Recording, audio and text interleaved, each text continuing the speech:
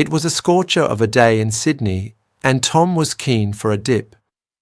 He chucked on his boardies, grabbed his sunnies, and headed down to Bondi for a swim.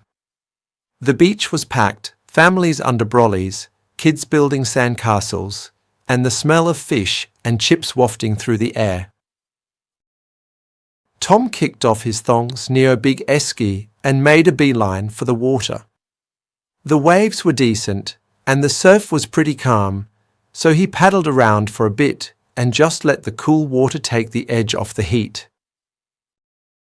After a while he wandered back up the sand, but his thongs were gone. "Oh, you've got to be kidding," he muttered.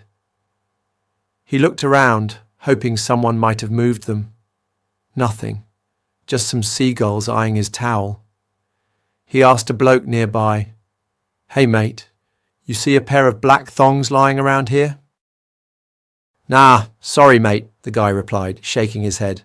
"Someone probably nicked 'em. Happens all the time." Tom sighed. "Typical. Can't even leave your thongs alone for 5 minutes." Barefoot, he trudged up to the servo across the road to grab a cold drink and maybe find a cheap pair of thongs. The girl behind the counter gave him a grin. "Rough day?" "Yeah, someone flogged my thongs," he said, rolling his eyes. She laughed. "Happens more than you'd think. Got some out the back. $5 a pair. Not flash, but they'll do the trick." Tom nodded. "Too right. Cheers." As he walked back to the beach with his new and slightly dodgy thongs, he chuckled. "Next time, I'm hiding them in my towel."